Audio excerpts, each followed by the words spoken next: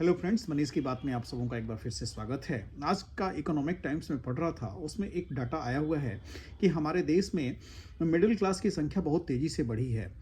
जो lower class के लोग थे वो मिडिल क्लास में कन्वर्ट हुए हैं अच्छी खासी संख्या में। लेकिन मिडिल क्लास के लोग अपर क्लास में बहुत ही कम कन्वर्ट हुए हैं। मात्र 1% जो मिडिल क्लास के लोग हैं वो अपर क्लास में कन्वर्ट हुए हैं। तो चलिए, मैं बात आज के टॉपिक में यही बात करूंगा कि आखिर वो क्या रीजंस हैं, वो कौन सा ऐसा ट्रैप है जिसमें मिडिल क्लास के लोग फंस के रह जाते हैं और अपर क्लास में कन्वर्ट नहीं हो पा रहे हैं, लेकिन लोअर क्लास वाले लोग मिडिल क्लास में कन्वर्ट हो रहे हैं। तो चलिए पहले जानते हैं कि आखिर लोअर क्लास और middle class and upper class का क्लासिफिकेशन क्या है। तो सबसे पहले ये जानते हैं कि लोअर मिडिल क्लास कहते किसको हैं। तो जो लोग महीने की 20 से 30 हज़ार रुपया महीना कमाते हैं वो लोअर क्लास में आते हैं, और वैसे लोग जो महीने का 40 से 50 हज़ार रुपया से लेके 1.5 से 2 लाख रुपया महीना कमाते हैं वो मिडिल क्लास में आते हैं, और 2.5 लाख रुपया कमाने वाले अपर मिडिल क्लास में आते हैं, और 3 लाख रुपया महीने कमाने वाले वो अपर क्लास में आते हैं। तो ये तो हमारे lower class, middle class, upper middle class and higher class का क्लासिफिकेशन हो गया। अब जानते हैं कि लोअर मिडिल क्लास वाले लोअर क्लास वाले मिडिल क्लास में कैसे आए। तो एक्चुअली लोअर क्लास वाले लोग क्या हैं कि उनका फंडा एकदम क्लियर है। वे उनके घर में हर कोई अर्न करता है, उसमें छोटा मोटा काम करते हैं। वे वैसे लोग हैं जो बहुत ज़्यादा पढ़े लिखे नहीं हैं, लेबर का काम करते हैं। उनके घर में कोई घर में मेड का काम कर रहा है, कोई लेबर का काम कर रहा है, कोई मिस्त्री है, कोई बाहर जाके डेली वेजेस पे काम कर रहा है, कोई मॉल में जाके काम कर रहा है। 10,000 12,000 हर कोई मिलके, अगर एक फैमिली में 3 से 4 लोग हैं तो अपना 10-15 हज़ार रुपया कमा के 30 से 40 हज़ार रुपया महीने का अर्न कर रहे हैं, और वो अपना जी रहे हैं। और उनके जो एस्पिरेशंस भी हैं वो बहुत ज़्यादा नहीं हैं। वो अपना अर्न करते हैं और खर्च करते हैं, अपना एक जगह रहते हैं। उनको ये भी नहीं है कि हमको आईफोन हो जाए, हमको बहुत सारा गाड़ी खरीदनी है, बाइक खरीदनी है। वे अपना वो ग्रुप ने पढ़ाई ही ज़्यादा नहीं की, इसलिए वे लोग आज लोअर क्लास में हैं। लेकिन जब वे लोग, उन लोगों का भी एस्पिरेशन आज के डेट में बहुत ज़्यादा बढ़ा, जिसके चलते उन लोग मेहनत करके आज मिडिल क्लास में आ गए बहुत सारे लोग। तो उसका कारण ये था कि उनके घर में हर कोई अर्न कर रहा है, हर कोई मेहनत कर रहा है, वे लोग इस साथ में रह रहे हैं, तो वे लोग तो मिडिल क्लास में आ गए। उनकी अर्निंग 40,000 50,000 हो गई महीने की, तो वे मिडिल क्लास में आ गए। लेकिन मिडिल क्लास वाले अपर क्लास या अपर मिडिल क्लास में क्यों नहीं गए, उसके पीछे जो मैं समझ रहा हूँ कि जो सबसे मेजर रीज़न है ना, कि मिडिल क्लास वालों के पास दिखावा बहुत है। अगर मिडिल क्लास का लड़का कोई, समझ लीजिए कि अर्न करना शुरू करता है, अगर कमाना शुरू करता है, तो सबसे पहले उसके मन में क्या आएगा कि चलो हम एक बढ़िया फ़ोन खरीदते हैं। वो अभी कमाई शुरू किया, उसके पास अगर 50,000 लाख रुपया सेव किया, तो वो सबसे पहले आईफोन खरीदेगा, महंगा फ़ोन खरीदेगा। वो सोचेगा कि चलो अब तो फ़ोन आ गया, एक तो हमारे पास गाड़ी हो जाए, बाइक हो जाए, बढ़िया बाइक हो जाए, तो उसमें वो जाके एक बुलेट खरीद लेगा, एक कोई अच्छी बाइक खरीद लेगा, उसमें उसका 2-3 लाख रुपया चला जाएगा। अब उसके बाद उससे सोचेगा यार तो 2 पहिया से अब काम नहीं चल रहा है, अब चलो एक कार ले लेते हैं। तो वो अब कार के चक्कर में लग जाएगा। लेकिन उसके बाद जब वो कार लेगा तो उसके पास लगेगी यार मेरा तो अपना घर होना चाहिए, हमें एक फ्लैट लेनी चाहिए, वो फ्लैट के चक्कर में पड़ेगा। तो इस फ्लैट, कार और महंगे फ़ोन्स और घड़ी के बीच में जो भी उसकी सेविंग और इन्वेस्टमेंट हो रहा होगा, वो सब चला जाता है। तो इस ऐसे करते करते उसका 30 से 35 साल कब निकल जाता है पता नहीं चलता है। तो ये मिडिल क्लास वाले ये नहीं सोचते हैं कि हम अभी शुरुआत में इस पैसे को इन्वेस्ट करें और उस पैसे को बड़ा बनाएं, तब हम जाके कुछ अपने इच्छाओं को पूरा करें। लेकिन वो सबसे पहले क्या करेंगे कि महंगे महंगे गैजेट्स खरीदेंगे। यही मिडिल क्लास की जो मेंटलिटी है वो मिडिल क्लास के ग्रोथ को रोक देती है। क्योंकि आज के डेट में हमारे यहाँ कोई अगर मिडिल क्लास का बच्चा पोस्ट ग्रेजुएशन करता है, तो एक तो गार्जियन उतने सक्षम नहीं होते हैं मिडिल क्लास के लोग जो अपने बच्चे को अपने पैसे के दम पे पढ़ाएं। उसके पास एक एजुकेशन लोन होता है कम से कम 10 से 15 लाख का। अगर वो पोस्ट ग्रेजुएशन करता है, कहीं से MBA करता है, कहीं अच्छे यूनिवर्सिटी से अगर वो डिग्री लेता है, तो उसके पास कम से कम 10 से 15 लाख का लोन होगा। और वो जब निकलेगा, उसके पास अगर 40-50 हज़ार 60 हज़ार की अगर जॉब लगती है, लाख रुपये की भी जॉब लगती है महीने की, तो वो एजुकेशन लोन चुकाने में लगता है। फिर उसको लगता है तो वो गाड़ी ले लेता है, कार खरीदने की उसको सनक सवार हो जाती है। फिर अगर कुछ पैसा उसके पास आता है तो सोचता है कि क्यों नहीं एक फ्लैट ले लूँ। तो ये सब पैसा उसका कभी वो सोचता ही नहीं है कि मैं अपनी इन्वेस्टमेंट जर्नी को स्टार्ट करूँ। वो सिर्फ दिखावे के चक्कर में कैसे लोग मुझे समझें कि मैं अमीर हूँ, मैं अपर क्लास दिखूँ, मेरे पास अच्छा फ़ोन है, मेरी पर्सनैलिटी अच्छी है, मेरे कपड़े अच्छे होने चाहिए, ब्रांडेड जूते होने चाहिए, उसको सूट्स अच्छा होना चाहिए, उसका आउटलुक बहुत अच्छा रिच दिखना चाहिए, जिसके चक्कर में वो कभी सोच नहीं पाता और इसके चक्कर में 35 से 40 साल कैसे निकल जाते हैं पता ही नहीं चलता। जब वो 20 साल काम कर लेता है तब उसको याद आती है कि अरे मैंने तो अपने रिटायरमेंट के लिए, अपने बुढ़ापे के लिए तो कुछ सोचा ही नहीं है, कुछ प्लान ही नहीं किया है। तो फिर वो उस चक्कर में पड़ता है, तब तक आधी समय निकल जाती है। तो उसको जो कंपाउंडिंग का जो फ़ायदा मिलना चाहिए, कंपाउंडिंग लॉन्ग टर्म में ही अच्छा पैसा बना के देती है। तो जो इन्वेस्टमेंट उसको 10,000, 5,000 या 15,000 महीने के इन्वेस्टमेंट से वो अपने फाइनेंशियल फ्रीडम को हासिल कर सकता था शुरुआत में, अगर जब से वो कमाना शुरू किया, अगर वो 10,000 की भी एसआईपी करता, 5,000 की भी एसआईपी करता, तो शायद 40 साल में उसको फाइनेंशियल फ्रीडम हासिल हो जाती। लेकिन जब वो 40 साल का, 35 साल का आदमी हो जाता है तो वही अमाउंट उसको बहुत ज़्यादा पर मंथ इन्वेस्ट करनी पड़ती है।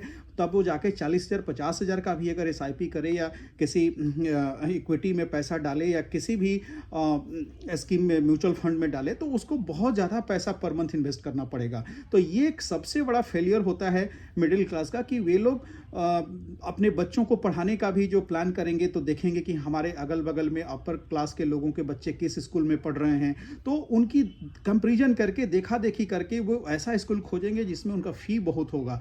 तो उसके चक्कर में उनका जो रहन सहन है, बच्चों की पढ़ाई काफ़ी महंगी हो जाती है, तो उनके सारे पैसे जो आते हैं वो पूरे उनको लाइफ स्टाइल को मेंटेन करने में ही निकल जाते हैं। तो उनको ये समझ में नहीं आता है, वो तो महीने पे चेक टू पे चेक अपना जीवन जीते हैं। अगर एक महीना उनकी सैलरी डिले हो जाए तो उनकी कार की ईएमआई फेल होने लगेगी, उनकी घर की ईएमआई फेल होने लगी, उनके बच्चों का जो स्कूल का फ़ी है वो टाइम पे नहीं जाएगा, वो राशन कैसे आएगा ये समझ में नहीं आएगा। तो वे लोग पे चेक टू पे चेक जीते हैं। तो मैं मिडिल क्लास के लोगों को यही रिक्वेस्ट करूंगा कि सबसे पहले आप दिखावे में ना पड़ें। आप जो भी आपके पास पैसा आता है शुरू से ही अपनी इन्वेस्टमेंट जर्नी को स्टार्ट करें, अपनी एसआईपी स्टार्ट करें, किसी फाइनेंशियल एडवाइज़र को मिलें, अपना हेल्थ इंश्योरेंस लें, टर्म इंश्योरेंस लें, सो दैट कि आपको जब कभी ज़रूरत पड़े, जब आपके घर में, एक्चुअली मिडिल क्लास का पैसा सबसे ज़्यादा खर्च कहाँ होता है? अब मिडिल क्लास वाले लोग अपने फाइनेंशियल प्लानिंग ठीक से कर नहीं पाते हैं। फाइनेंशियल प्लानिंग में सिर्फ यही नहीं होता है कि वो अपने इन्वेस्टमेंट को चालू करें। फाइनेंशियल प्लानिंग में होता है कि आप हेल्थ इंश्योरेंस आपके पास है कि नहीं, आपके पास टर्म इंश्योरेंस है कि नहीं। खुदा ना खास्ते आप अगर अपने घर के ब्रेड विनर हैं और आपको कुछ हो गया तो फिर आपकी फैमिली तो रोड पे आ जाएगी, क्योंकि आप पे चेक टू पे चेक जी रहे हैं। आपके पास कोई फ्यूचर के लिए कुछ आपने पैसा जमा करके नहीं रखा है, तो वो बहुत सारा प्रॉब्लम होता है। किसी मिडिल क्लास के फैमिली में अगर कोई बीमार पड़ जाए, अगर कोई बड़ी बीमारी हो जाए, तो उनका सारा पैसा कर्ज में वो लोग डूब जाते हैं, इधर उधर से पैसा लेना पड़ता है उनको इलाज कराने के लिए। तो मिडिल क्लास के लोगों को एक कॉन्क्रीट फाइनेंशियल प्लानिंग करनी पड़ेगी, जिसमें हेल्थ इंश्योरेंस भी हो, टर्म इंश्योरेंस भी हो, उनके बुढ़ापे के लिए भी, उनके रिटायरमेंट का भी प्लानिंग हो। तो इन सारी प्लानिंग को करने के लिए आपको शुरू से ही पैसा बचाना पड़ेगा। तो वो सब चीज़ें दिखावे में नहीं जानी पड़ेगी, तभी जाके एक मिडिल क्लास का जो लाइफ होगा ना वो चेंज होगा। तो मैं युवाओं से यही कहूँगा कि आप दिखावे में ना पड़ें, अपने इस मिडिल क्लास के ट्रैप से आगे निकले। डे वन से आप याद रखें, जिस दिन से आपकी जो इनकम स्टार्ट होती है, आप जॉब में जाते हैं, सबसे पहले सारा काम छोड़ के, इवन कि मैं कहूँगा कि आप ज्वाइन करने से पहले अपने फाइनेंशियल एडवाइज़र को मिलें, उनसे अपनी हर एक चीज़ की प्लानिंग करें और डे वन से स्टार्ट करें अपनी फाइनेंशियल जर्नी को। तभी जाके आप आगे चल के 20 से 25 सालों में मिडिल क्लास के ट्रैप से बाहर निकल पाएंगे। किसी का कंपैरिजन नहीं करना है, किसी को देखा देखी नहीं करना है कि वो ऐसे कर रहा है तो मैं ऐसा करूं। आज के डेट में सबको लगता है कि मेरे पास गाड़ी हो, घर हो, लेकिन गाड़ी और घर लेने के बाद जो मिडिल क्लास के लड़के होते हैं वो फंस से जाते हैं। उनके पास कोई ऑप्शन नहीं होता है। सपोज कीजिए कि आज आप 2 BHK का फ्लैट ले लीजिए, कहीं भी जाइए, आपको वो 70 से 80 लाख से कम में नहीं मिलेगा।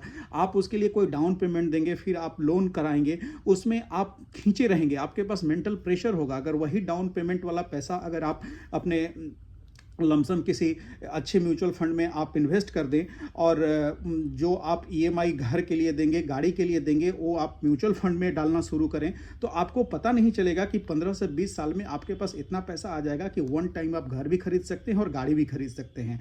और गाड़ी खरीदने का तो आजकल मुझे कुछ समझ में नहीं आता कि गाड़ी तो ऐसे अवेलेबल है, वन बटन दबाइए, आप ओला, उबर, जितने भी अच्छी से अच्छी गाड़ियाँ आपको 5 मिनट के अंदर आपके दरवाजे पे खड़ी हो जाती हैं। तो हमें दिखावे में नहीं जीना है। मिडिल क्लास वाले लोग दिखावे में ही ज़्यादा परेशान हैं। वो सोचते हैं कि अगर हम शादी करें अपने बच्चों की तो ऐसी शादी करें जो दुनिया देखती रह जाए।